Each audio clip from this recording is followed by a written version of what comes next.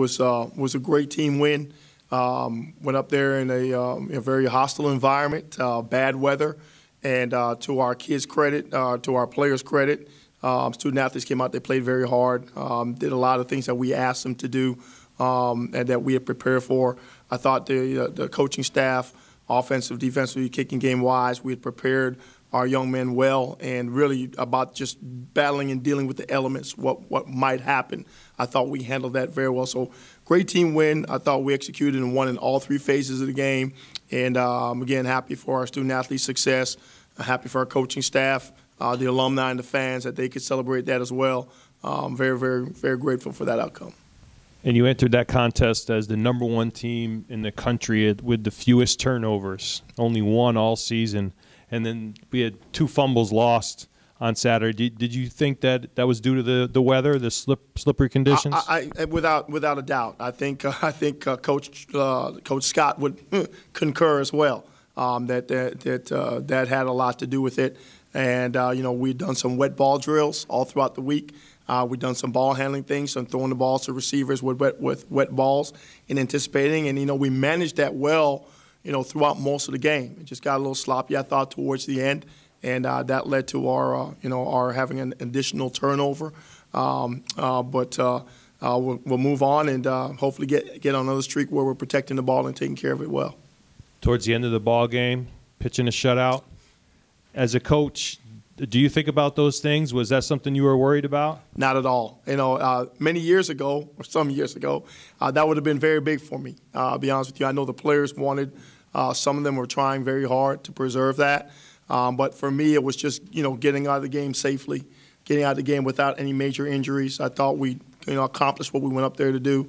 It's a little unfortunate we did not succeed in that matter, but to me nowadays, that's something similar to a moral victory. I'll take the win anyhow it comes. Well, Coach, was that probably, the best game that you've seen this team altogether, complete game? So far this year, yes, and without question, that has been our most complete game, and that's the thing that I've been most pleased about. Pleased with quite a few things, but that I thought we had success in all three phases, that what we set out to do in all three phases, we accomplished the majority of things, running the football, scoring in the red zone, defensively getting off the field on third downs, winning first and third downs and getting off the field. But I think we're making some strides, especially on the defense side of the ball, in that we've had to put in some new guys, had to take over for some graduates at the D-line, at the second level, the linebacker, and just getting that mix right and getting these young men the experience and the chemistry has taken probably a little more time than I thought it would. And it's good to see that we're making some progress, but there's still more work that's left to be done. You talk about your team, growing. You're playing a team this week that hasn't won a game. So it's a trap game. How do you get them to focus that? We can't. Don't let the record fool you. Well, having been down this road before, I shared with the team that what you have to do is you have to focus on the task at hand. A lot easier said than done. And I just broke it down to them in terms of, you're going through your drills. Why are we doing these drills? Well, because it's going to have a factor in how I make this play or how I play this play. And, the fundamentals, the whole understanding of the schemes, all those things are important, as opposed to just looking at a team or an individual who's playing on a not-so-successful team and think, well, I can beat them because of the record. No, you beat them because of what you prepared to do. And so you have to prepare in a way to have success. The record is regardless. The individual is still going to be there. And so that's what we're trying to do. We're just trying to I'm trying to get them to understand that, like many successful coaches have preached about, this is a process. And you have to prepare. You have to embrace that process, dive into it. And that's what's going to help you have success on game day. We talked a little bit off camera about you guys kind of being on the homecoming circuit. Yeah. Does that give you or the players any more motivation, that these guys scheduled you for homecoming, or that, you get to potentially see more sad faces in the stands if you do your job? Well, I've been preaching it, and, I've been telling them that certainly for our success, I don't know if I'd want to schedule Central on the homecoming, but so I know sometimes the student athletes don't have a choice in that decision. We're certainly trying to use it as motivation anytime we can. And I think there's a certain respect level or respect factor that comes with that. And we're just trying to let people know that if you're going to schedule us for homecoming, then we're going to come to homecoming, and we're going to have one of our best games. And so let the decisions be made from there after that. Last week we talked about how close the conference games are. So it's been very rare that you guys had a 30-point lead win. Was there some sort of relief in the fourth quarter? You weren't biting your nails, and it was. I love those games. Being on that side, I love those games. I don't like the Howard with how many seconds left. That took about 3-4 years off my life. Just ask the state trooper beside me, and but I love those. But yes, it was a relief to answer your question because you can now. You talking about how much time left. You can take a knee, and again, you can also. Just really work out the situation on just how to get out of the game without having to put anybody in danger for injuries and things like that. Because as a head coach, you're always thinking about the next game, and you're thinking about your personnel. How banged up are we? Who's going to need some time off and all those sort of things. So you were able to get some guys in who typically don't get. Yes, yeah. If you saw their last couple of drives on offensively, defensively, it weren't wholesale changes, but over half of the personnel on both sides of the ball were younger players or backup players for that game. You got Branden Bailey with us today, one of the sophomores that you talked about on defense that has stepped up pretty big. Can you talk about his play? Well, outstanding. I think 8 solo tackles, 3 assisted tackles. He was all over the place. He flashed and made some plays on Marcus Taylor, their dynamic little number 5 receiver in the passing game. And, I'm not going to say any names yet, but he reminded me of somebody that we just replaced. And, he's one of the rocks that we'll build this football church on. Very pleased with his growth, solid young man. And the thing I like about Branden, like I do about a lot of our student athletes on this football team, is that they purpose to do things well off the field. They're here because of their athletic talents and they want to earn a degree. We knew that coming in, but you never quite know the kind of young men they are until you get around them. And Branden purposes to do real good things off the field, gets involved as a real good teammate, and his teammates will tell you that. And myself, I like that. I like young men like that have their head on the right way, know what's important, because we know football is going to be over for these guys at some point in time. And here we're purposing to put together a 40-year plan, not a 4-year plan. And he's one of those guys that have bought into that in his 2 years here. And going forward, I see that he'll continue to do so. Is he a guy where you benefit from taking that trip to Florida once a year to play? Absolutely, absolutely. And there are more like him. There are more like him. And that's why we will continue to go back over in that area because of the inroads and some of the relationships that we have built. And certainly we've been getting some good returns on our investment as well. You got Branden Bailey with us today, one of the sophomores that you talked about on defense that has stepped up pretty big. Can you talk about his play? Well, outstanding. I think 8 solo tackles, 3 assisted tackles. He was all over the place. He flashed and made some plays on Marcus Taylor, their dynamic little number 5 receiver in the passing game. And, I'm not going to say any names yet, but he reminded me of somebody that we just replaced. And, he's one of the rocks that we'll build this football church on. Very pleased with his growth, solid young man. And the thing I like about Branden, like I do about a lot of our student athletes on this football team, is that they purpose to do things well off the field. They're here because of their athletic talents and they want to earn a degree. We knew that coming in, but you never quite know the kind of young men they are until you get around them. And Branden purposes to do real good things off the field, gets involved as a real good teammate, and his teammates will tell you that. And myself, I like that. I like young men like that have their head on the right way, know what's important, because we know football is going to be over for these guys at some point in time. And here we're purposing to put together a 40-year plan, not a 4-year plan. And he's one of those guys that have bought into that in his 2 years here. And going forward, I see that he'll continue to do so. Is he a guy where you benefit from taking that trip to Florida once a year to play? Absolutely, absolutely. And there are more like him. There are more like him. And that's why we will continue to go back over in that area because of the inroads and some of the relationships that we have built. And certainly we've been getting some good returns on our investment as well. It was a great team win. We knew coming in that we had to win the conference game. And this past week and then obviously the off week throughout the bye week, we were just preparing really hard. The scout team, they gave us a great look all week. And they basically the ones who prepared us well to go out and play this game.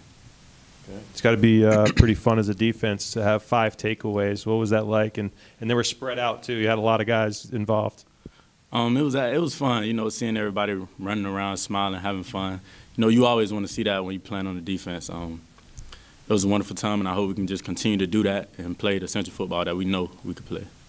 And Coach mentioned when we asked him that it didn't really matter to him about a shutout, but how much did it matter to the defense?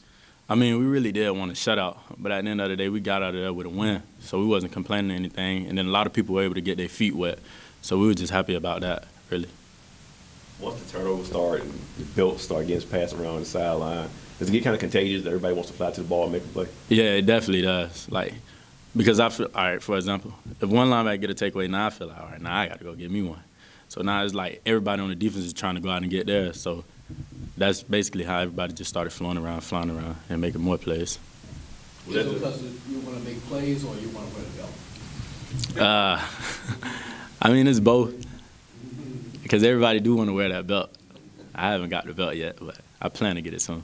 What is that feeling like? You know what I mean? Like with the turnover chain, like that's the new phenomenon in college football right now. But like when you on defense and you do get that turnover and you're the one that has that spotlight on you, explain that emotion that you're going through at that time when you're wearing the belt and your teammates are all over you like, yeah, and how that goes. I haven't worn the belt yet, but I know how it feels for your teammates to be all over you because I made a couple big plays. So, I mean, it feels wonderful knowing, like, everybody, like, yeah. Like, when you go out on the field, they know, like, all right, B, he going to go out there and make a play. Or Devontae, he going to go out there and make a play. You know for it, like, so it just feels good when you're able to come off and get that. Does it really bring that much more motivation for all of the individual players? Definitely. Do you guys pay attention to the fact that somebody schedules you for homecoming, you're on the road, it's somebody's homecoming? They kind of pump you guys up a little bit? Yes, we feel like you should, like, respect us enough to, like, not schedule us. So, I mean, we come out and we still play the same ball, but it's an extra. You feel like it's extra weight on our shoulders. Like we have to come out with this win now. Is it brought up like throughout the week or even during the pregame speech? Yes, all week. You got another one this week, so has it already been mentioned in the Sunday meetings? Or right. You guys talk about it today? We'll talk as soon as we got in the locker room after the game. It was brought up, so everybody know what time it is. We coming in today. We're going to prepare, just like we did every other game. Was it the best, this past Saturday, was it the best performance that the defense has put together for 4 quarters this season? Yes, definitely. Starting with the FAMU game, that was like the real wake-up call. Like, we got to get our stuff together. Like, over the past years, the defense on Central team has been the main thing. Like, they've been dominating, and then we coming in. And the season started off kind of slow. Well, it did start off slow. And we knew that we had to pick up on our side of the ball. So, coming in this past, we had a team meeting, players only, after the FAMU game, and we were telling the scout team, like, yo, go hard on us. Don't take it light on us. Every play throughout practice, y'all take it hard on us because on Saturday, they're not going to play with us. So that basically helped us out, too. I just want to play devil's advocate on the homecoming question real quick. Delaware, if you're coming from their perspective, they haven't won a game this year. You know what I mean? So it's like it doesn't even matter who they schedule. Like they're not going to be favored or whatnot. But you guys still, you know, take that as a slap in the face or whatever when you get scheduled to homecoming? Yes, we do. We do. Building off of that question, they haven't won a game. How do you avoid looking past them or you know, stepping on the field and treating them like a scrub team? Like disregarding their record, like if you actually watch them on film, they start off the game fast every week, and they have a good running game. So we're gonna come in and we're gonna prepare just like it's any other game, and it's a conference game. We have to get this win. So we're gonna come in, we're gonna prepare, and when we go out there Saturday, we're not gonna treat it like, oh, they're 0-7 or they're this and that. We're gonna play it just like we'll play any other game. Is there any talk still going on amongst the players as far as you guys still having an outside shot at winning this, you know, conference title? I know Florida A&M, I think they only have like 2 or 3 games remaining on their schedule, so they're obviously in the driver's seat. But you never know in this conference. Is there still talk like, hey, we got to make sure we win, so just in case something fluky happens, we can still get the chip? Yes, we still, that's definitely still on our mind. Like, it haven't left. Even after the loss, it didn't leave. So, I mean, yeah, we know what situation we're in right now, so we know, like, we just got to keep going now. We got to play hard every week. Coach wouldn't say his name, but I'll say it. I think something about Reggie, saying you kind of remind him of. What did you learn playing under him last year as a freshman? Last year, like, he always, like, every day he used to always tell me. He still called me. Like, I just got off the phone with him before this, and he'll tell me, like, all eyes on you. So every day you got to go in and you try to make sure that you do everything right. Like, even if you're having a bad day, and my coaches would tell me this too, even if you're having a bad day, like, you the middle linebacker on the team now. Like, you the guy on the team, so you have to go in and prepare every day, like, hard. And Reggie, man, he didn't do much talking, but he let his work show. So I knew, like, all right, if Reggie do this, I know next year when it's my time, I got to do the same thing, or I got to do more. So. As a middle linebacker, that's usually the leader of the defense, but you're also a young guy, a sophomore. Do you have a hard time, guys, kind of, do you personally have a hard time talking up and being that leader for that position? No. Sometimes, at the beginning of the season, I tried not to because I didn't do much on the field yet, but now I don't have a choice. I have to. And now I don't have a problem saying nothing to no one, like, because they know it's out of love. Like, all of my teammates from the bottom to the top, they wouldn't let me slack out, so I'm not going to let them do the same. I just want to go back to last week for a second. What kind of satisfaction did you all get? You all opened up 3 cans of whatever on Norfolk State after what happened last year. It felt good. We knew. I felt it last year too when we was losing 21-0 at halftime. We couldn't let nothing go down like that again. We were just coming off a big win, so the confidence level was boosted a little bit. So we knew coming in, like, we just got to go in and play hard and everything. Like, the coaches already prepared as well. The scout team give us a great look, so now it's on us. I'm always curious, guys who are not from North Carolina, well, just around the area. How did you end up here at Central? When was the first thing you heard about it? Who came and recruited you? Coach McCoy actually came and recruited me. I wasn't even focused on Central. I was focused on other schools at the time, and my boy Jose Genti, he tore his ACL in the spring, so he's not playing right now, but he was coming to Central. And on the last week of official visits, I had one more visit, and I was like, well, I might as well go, because I was about to just go ahead and go to Morgan. So I was like, all right, I'll come up and check it out. And it was like a wonderful experience. So I ended up coming, and it actually turned out to be the best decision that I made myself, personally. Did you come up during like a homecoming game or something like that? Yeah, it was a game that you came to that it was the basketball week. It was a basketball game against A&T actually, and it was yeah, it was fun. And they were getting announced as the MEAC outright champs that game and everything. So it was definitely a great weekend. Presentation of the NCCU Sports Network.